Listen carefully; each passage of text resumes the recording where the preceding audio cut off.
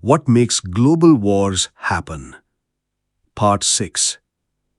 There are many ways to stop wars, but the obstacles are even more numerous. Here I will outline a few points that are interconnected, and if any of them are implemented, the inverse society, every society in the world today is an inverse society, will collapse.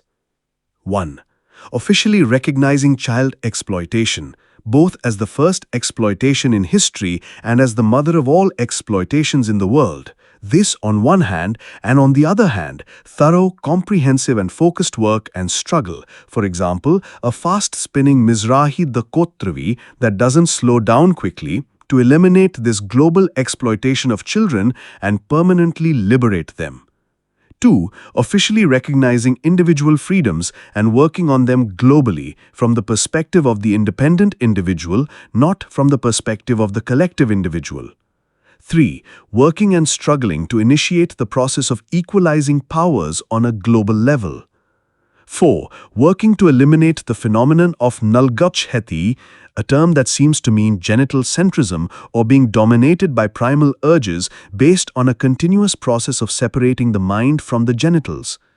5. Officially recognizing the freedom of desires and allowing individual minds and global minds, that is any collective, local, regional and global mind, to provide ways and means to serve desires. 6. Working and struggling to dismantle social relationships and redefine them based on serving individuals. 7. Equalization of women and men based on the equalization of powers, the official recognition of pleasures, and the regaining of individual sovereignties. 8. Dissolution of collectives, for example, state parties and any other type of group, and the establishment of any necessary and service-providing collective under individual powers. 9. Eliminating all forms of harmful and collectively dominant cultural and traditional hegemony over individual sovereignties. 10. Working to redefine all types of educational programs based on the independent individuality of everyone. 11. Officially recognizing respect and love for everyone and among all members of human society based on the rights, freedoms, equalities and sovereignties of everyone. 12. Individualization of religions, sects, ideologies, and formal and informal artistic, literary, and cultural groups. 13. Dealing with all symbols based on individual sovereignties. 14. Working from the perspective of the independent individual to eliminate all forms of violence in any field and at any level and by any person or party. 15. Based on everyone for the individual, the slogan "the individual for everyone" should be raised, not the other way round. That is, before the individual for everyone, it must be everyone for the individual.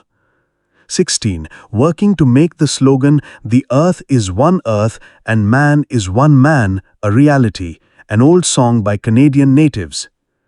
17. Working to resist all forms of brutal attacks by the masses against thinkers, poets, writers, artists, vulnerable individuals, and freedom fighters.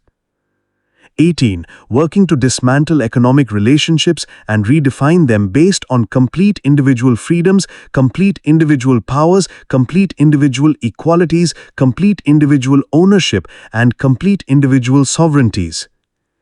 19. Officially recognizing individual pleasures based on the freedom of desires, the equality of everyone's powers, scientific procedures, consciences, respects, mutual desires, not deceiving, not creating scenarios, individual sovereignties, and the heavenly religious procedures for absolutely prohibiting sexual relations between first-degree and second-degree relatives.